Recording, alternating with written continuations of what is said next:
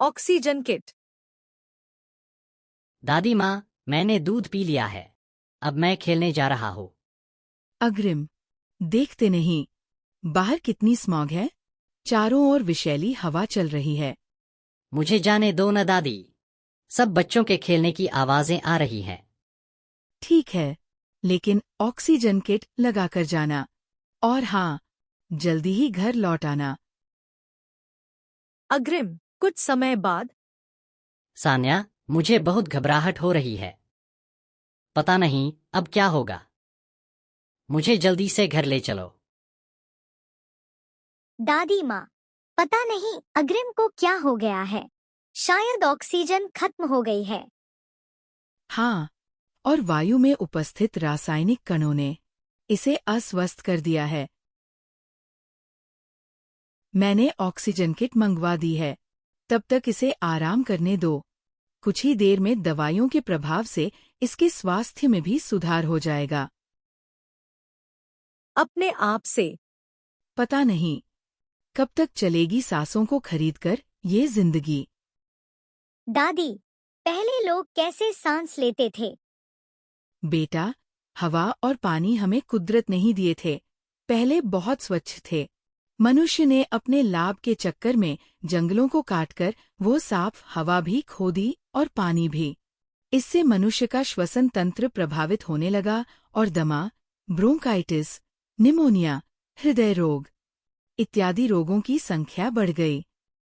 अब तो वायु प्रदूषण के कारण कभी कभी वर्षा में विभिन्न प्रकार की गैसें व विषैले पदार्थ घुलकर धरती पर आ जाते हैं, जिसे अम्ल वर्षा कहते हैं। दादी, अब क्या होगा?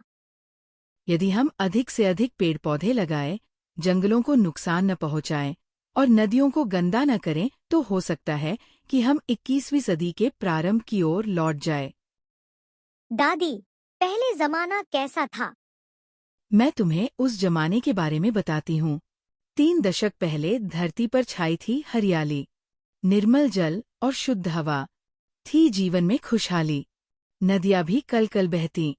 जंगल काटे सारे हमने, पंछी का छीना बसेरा। हवा न होगी, जल न होगा, कहाँ पर होगा डेरा? जरा एक पल तो सोचो, जीवन के कल की सोचो। फिर दादी, हमें क्या करना चाहिए? हमें कुछ बातों का विशेष रूप से ध्यान रखना चाहिए। उद्योगों से निकलने वाले अपशिष्ट पदार्थों तथा धुएं का समुचित उपचार करना चाहिए। सौर ऊर्जा का अधिकाधिक उपयोग करना चाहिए। ओजोन परत को क्षतिग्रस्त करने वाले क्लोरोफ्लोरोकार्बन के उत्पादन एवं उपयोग में कटौती करनी चाहिए। साथ ही अधिक से अधिक पेड़ लगाकर चारों ओर हरियाली का वातावरण बनाना चाहिए। प्रकृति ईश्वर की बनाई हुई अद्भुत संरचना है, जो कि उसने बहुमूल्य उपहार के रूप में हमें प्रदान की है। प्रकृति के रूप में हमारे पास सब कुछ है, जैसे पानी, हवा, भूमि, पेड़, जंगल, पहाड़, नदी आदि। प्रकृति के पास कुछ परिवर्तनकारी शक्तियां हैं, जो कि हमारे स्वभाव को उसके अनुसार बदलती है। हमारे जीवन के लिए प्रकृति बहुत आवश्यक है। हमारा भी प्रकृति के लिए कुछ दायित्व है। हमें अपने निजी स्वार्थ के लिए पर्यावरण को क्षति नहीं पहुंचानी चाहिए और इसको निरापद बनाए रखने का प्रयास करना चाहिए, ताकि पृथ्वी पर जीवन हमेशा बना रहे।